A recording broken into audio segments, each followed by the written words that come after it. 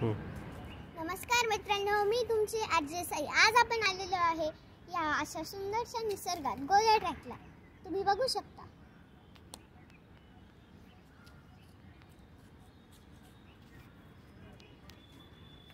इकडे व्यायाम करण्यासाठी पण जागा आहे।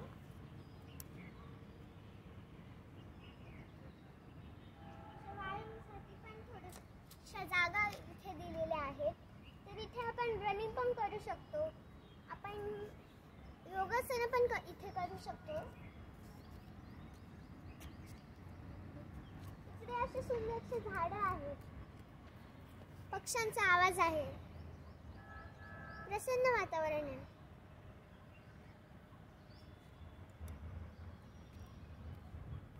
इकडे रोज रविवारी आपण 7 वाजता येत असतो।